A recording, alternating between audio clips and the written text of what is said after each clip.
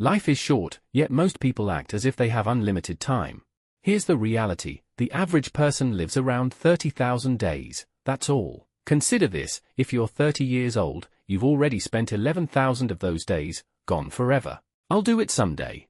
But someday is a deceptive word. It makes you believe you have endless time. In the next 15 minutes, you'll discover powerful strategies to not just manage your time, but truly make it count. Chapter 1: Time Perception and Psychology. Time plays tricks on your mind, and understanding these tricks is the first step to mastering it. Remember when you were a kid? Summers felt endless. A single day seemed to last a week. But now, years pass by like months. This is the time unit paradox, and it's not just in your head, it's how your brain actually works. Here's the science: your brain perceives time based on new experiences. As a child, everything was new, so your brain was constantly recording, making time feel slower. But as an adult, routines blur your days together: same breakfast, same commute, same Netflix shows. Your brain skips recording these moments, making time seem to speed up. This is time blindness, but you can hack it. Take a different route to work. Learn a new skill each month. Talk to strangers. Every new experience forces your brain to pay attention, making time feel fuller again. And here's the biggest mistake in time perception: we overestimate what we can do in a day, but underestimate what we can achieve in a year. Which is why so many people quit too soon. Chapter 2: Managing Priorities. Many confuse being busy with being effective. They fill their schedules with tasks that seem urgent but add little real value. Try this simple but powerful test: the deathbed reflection. Imagine yourself at 90, looking back. Will you regret spending another hour at the office, or will you wish you had more time with loved ones? Suddenly, your true priorities become obvious. I'll finish this first. Meanwhile, what actually matters drifts away, day by day. Successful people know that eliminating what doesn't matter is even more important than focusing on what does. Use this two-list method. Write down everything you want to achieve. Circle the top 3. Everything else? That's your avoid list. Think of it like compound interest, but for life. Small, daily investments in the right priorities create exponential results over time. But distractions, social media, unnecessary meetings, endless notifications steal your focus from what's truly meaningful. The solution? Cut out everything non-essential. Your time is too precious to waste. Chapter 3: The Rules of Relationships.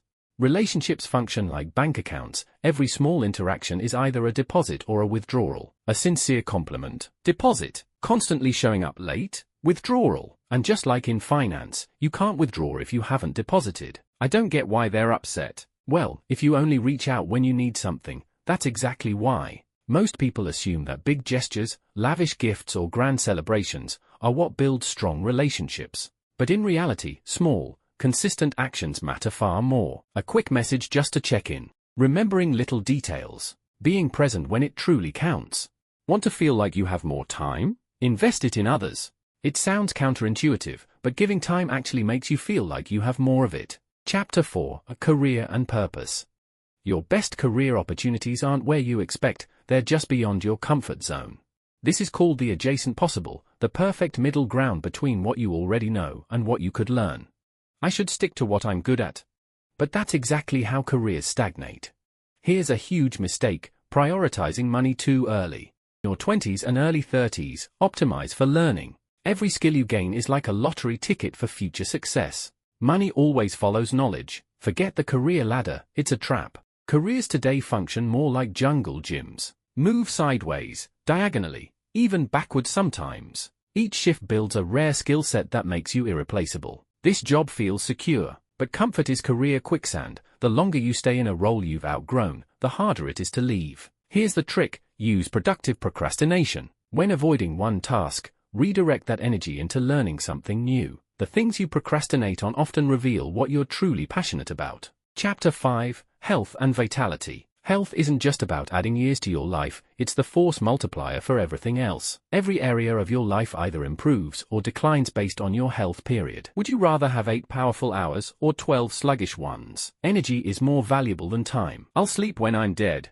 Wrong. Sleep isn't just rest, it's your brain's secret weapon. Without it, your decision-making is as impaired as if you were drunk. That promotion you're chasing, that relationship you're nurturing, they all depend on your brain working at full capacity. Here's something most people ignore: you're actually two different people, a morning you and evening you. Morning you sets ambitious goals. Evening you has to follow through. Don't let morning you be a dictator. Want a quick life hack? Micro workouts. 10 push-ups here, a short walk there, 5 minutes of stretching. These small movements compound over time. Your body was designed for motion, not for sitting still all day. And remember, movement fuels mental clarity. Stuck on a problem? Get up, move, and the solution will come to you. Chapter 6, Learning and Growth. Want to learn faster? Teach it to someone else. This is the teacher effect. Explaining something forces your brain to process it on a deeper level. I'm not ready to teach yet, but that's exactly why you should. Your struggles make you a better teacher than an expert. You still remember what was confusing. Here's a secret hack. Read biographies. Why? Because each one compresses an entire lifetime of lessons into a few hours. Want to avoid common mistakes? Learn from people who've already made them. Most people try to be good at everything.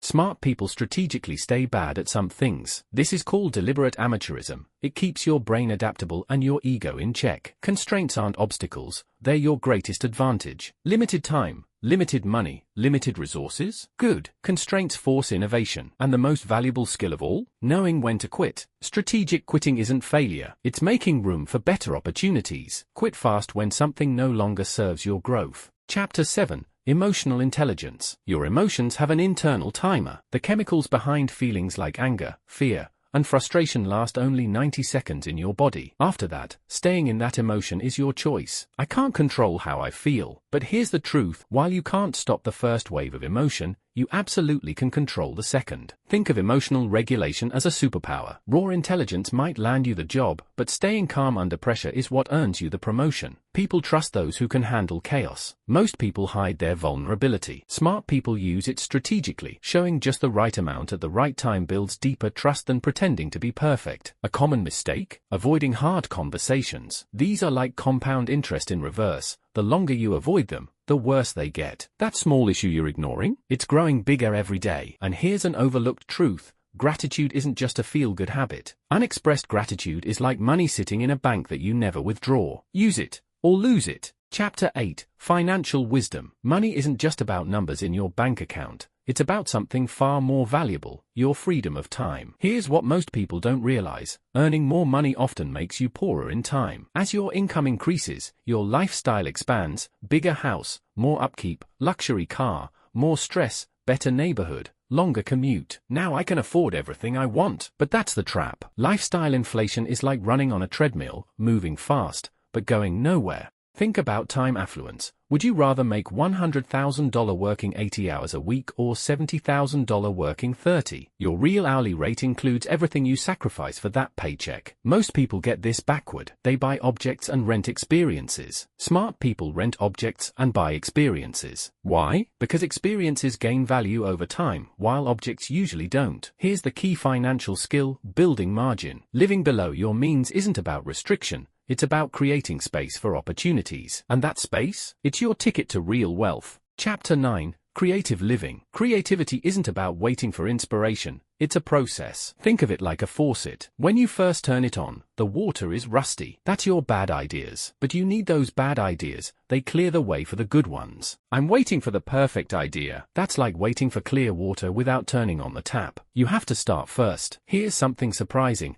Creativity thrives on constraints. Give someone unlimited choices, and they freeze. Give them limits, and they get creative. Think about it. Shakespeare wrote in strict meter and rhyme. Those boundaries forced his creativity. Most people try to create and judge at the same time. That's like driving with one foot on the gas and one on the brake. First, create. Judge later. And here's a powerful habit. Document everything you create. Creativity is like a muscle. It needs to see progress to grow stronger. Those early, terrible attempts, they're proof you're improving. And the real secret? Combine skills that no one else does. That unique mix?